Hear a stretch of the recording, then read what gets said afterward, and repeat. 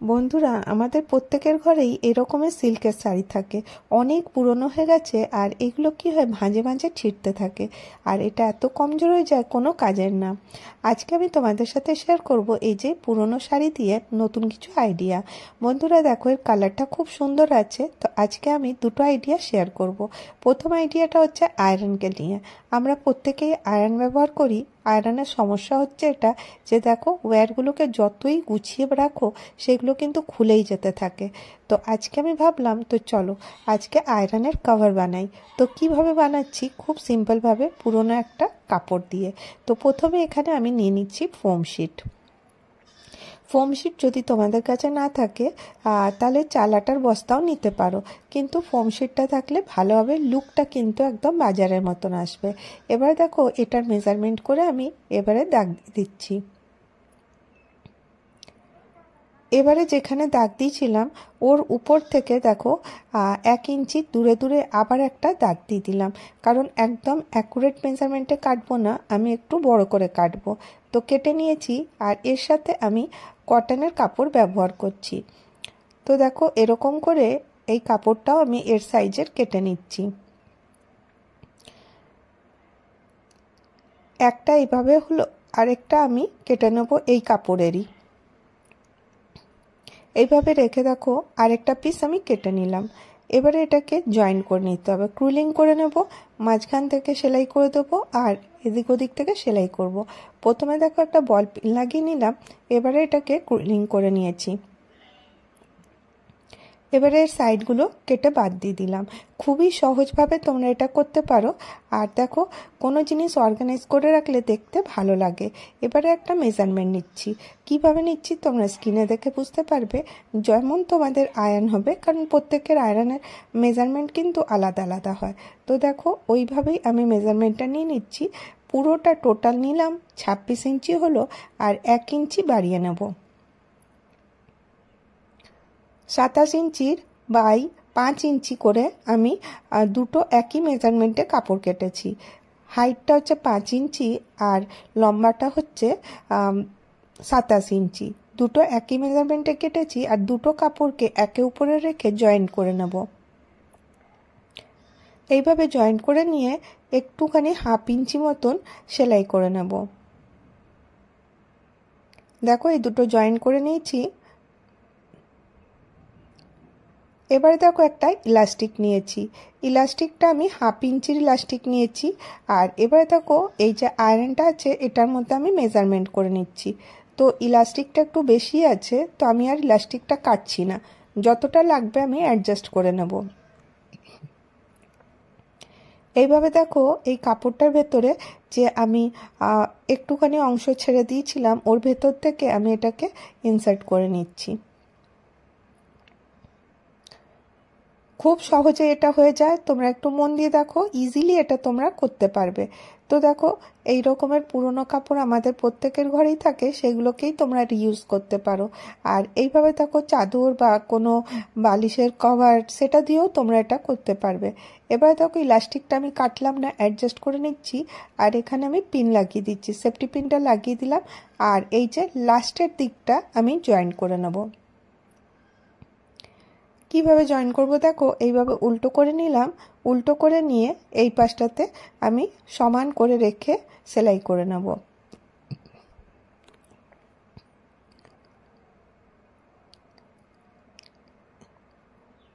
সেলাই করে নেওয়ার পরে এবারে দেখো, এই যে মেন পার্টটা আছে এটা আমি নিয়ে আসলাম।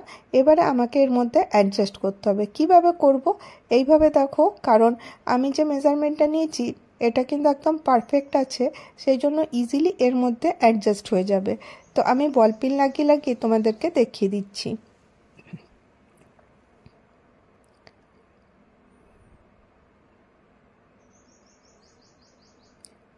এইভাবে দুটো কাপড়কে একসাথে ধরে একে অপরের উপর রেখে বল পিন লাগিয়ে লাগিয়ে আমি পুরোটা সেলাই করে নেব।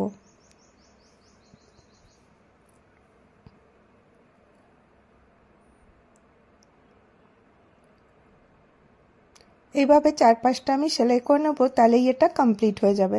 আর এখানে ইলাস্টিকটা কাটলাম না, ভেতরে ঢুকিয়ে দেব। এবার চলো এটাকে সোজা করে নিই। বাস আয়রন কভার কিন্তু ইজিলি রেডি। তো চলো একে একটু কাপড় পরিয়ে দেখি এটা ঠিক হয়েছে কিনা। তো এবার থেকে দেখো আয়রনটাও একদম সুন্দর থাকবে, আর তোমরা যে কোনো জায়গায় ইজিলি রাখতে পারবে, নাহলে ওয়্যারগুলো কি হয় খুলে খুলে পড়তে থাকে আর এটা অর্গানাইজও থাকে না। তো ছোট্ট একটা টুকরো কাপড় দিয়ে তোমরা কিন্তু এরকম সুন্দর আয়রনের কভার ইজিলি বানাতে পারো। খুব সুবিধা হবে, তোমরা যখন বানাবে দেখবে এটা খুব ইউজেবল, আর যখন নোংরা হলে পারে ধোয়াও যেতে পারে। কেমন লাগলো তোমাদেরকে আইডিয়াটা জানাতে ভুলো না। এতক্ষণ যারা আমার ভিডিও দেখছো, ভিডিওর কোনো একটু অংশ তোমাদের ভালো লাগছে তাহলে অবশ্যই একটা করে লাইক করো, আর অনেক ভালো লাগলে চ্যানেলটাকে সাবস্ক্রাইব করে নাও। এইভাবে তোমরা কোথাও আলমারিতে বা যে কোনো জায়গায় ইজিলি রেখে দিতে পারো। এবার চলো আমি নেক্সট আইডিয়া চলে আসি। নেক্সট আইডিয়ার জন্য আমি এখানে একটা কাপড় কেটে নিয়েছি। তো এবারে নিয়ে নিয়েছি একটা ফোম শিট। এটা হচ্ছে আইডিয়া নাম্বার 2। এবারে ফোম শিট নিয়ে নিয়েছি, আমি মেজারমেন্টটা পরে তোমাদেরকে বলে দিচ্ছি। আর এর উপরে আমি নিয়ে নেব এই যে শাড়ির কাপড়টা ছিল, সেই শাড়ির কাপড়টা। তোমরা জানো শাড়ির কাপড় খুব হালকা হয়, আর আমি বললাম এই শাড়িটা ছিঁড়ে ছিঁড়ে যাচ্ছে, তো সেই জন্য এটাকে বেস্টটার জন্য আমি ফোম শিট আর একটা কটনের কাপড় দিলাম। এবারে সাইডটা আমি কেটে দিচ্ছি, কুরিলিং করে নিয়েছি। করে নেওয়ার পরে এটা আমি রেডি। এবার চলো তোমাদেরকে মেজারমেন্টটা বলে দিই। এখান থেকে এটা 19 ইঞ্চি হচ্ছে, আর এখান থেকে এটা 26 ইঞ্চি। তো তোমরা তোমাদের হিসাব মতন নিতে পারো, ছোট বড় বিভিন্ন সাইজের করতে পারো। এবার চলো এটাকে আমি কিভাবে জিপটা লাগাচ্ছি তোমাদেরকে দেখিয়ে দিই। এখানে আমি রানার নেই জিপটা নিয়ে এসেছি। এবার জিপটা একটু একটু হাফ ইঞ্চি বড় রেখেছি। আর দেখো যে সোজা দিকটা আছে যেটাতে মানে রানারটা থাকে, ওই দিকটা ভেতরের দিকে লাগাচ্ছি, আর যেটা প্লেন দিকটা থাকে ওটা উপরের দিকে লাগাচ্ছি। আর এখানে আমি বল পিন লাগিয়ে দিচ্ছি। আর এখানে একটা 1.5 ইঞ্চি থেকে 2 ইঞ্চির একটা কটনের কাপড় ছিল, ওটা আমি কেটে নিয়েছি। তোমরা দেখতেই পাচ্ছ এর উপরে রেখে আমি এটাকে সেলাই করে দেবো। এইভাবে যদি তোমরা করবে তাহলে এর কিন্তু ফিনিশিংটা খুব সুন্দর আসবে, কোনো রাফ এজেস দেখা যাবে না। এবার দেখো বল পিনটা সরিয়ে দিলাম। এবার এটাকে এরকম করে রেখে দিয়ে আমি এর হাফের যে জিপটা ছিল ওটা আমি খুলে নিলাম, কারণ অপর পাশটা তো লাগাতে হবে। আর এখানটাই কাপড়টাকে ডবল ফোল্ড করে সেলাই করে দেবে, আর উপর থেকে টপ সেলাই দিয়ে দাও।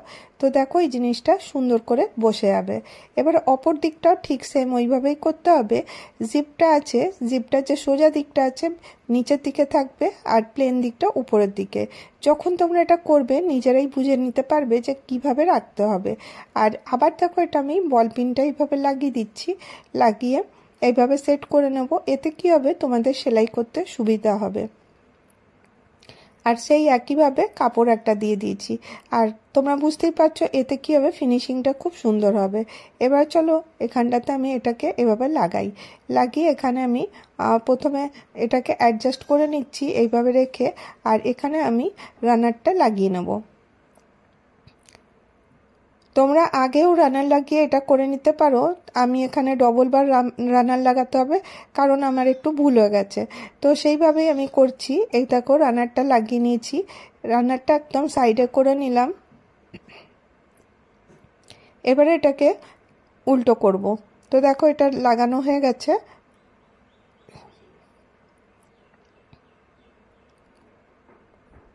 এইভাবে উল্টো করে নিয়েছি। আর দেখো এখানে 3 ইঞ্চি জায়গা ছেড়েছি, আর জায়গা ছেড়ে দিয়ে এটাকে রানারটাকে মানে জিপটাকে মাঝখানে নিয়ে এসেছি এনে এবার একটা মেজারমেন্ট নেব।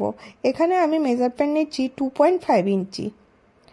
2.5 ইঞ্চি বাই 2.5 ইঞ্চির আমি বক্স এখানে রেডি করব। এখানে 2.5 ইঞ্চি, এখানেও 2.5 ইঞ্চি বাই 2.5 ইঞ্চি, চার পাশেই কিন্তু ওই একই মেজারমেন্টের আমি বক্সগুলো বানিয়ে নেব। তোমরা যে কোনো মাপেরই এটা বানাতে পারো, এটা না যে আমি 2.5 ইঞ্চি নিচ্ছি তো তোমাদেরকেও নিতে হবে, তোমরা 3 ইঞ্চিও নিতে পারো, বা তোমরা কাপড়টা কম বেশিও করতে পারো। এবারে ওইভাবেই এটা আমি কেটে নেব।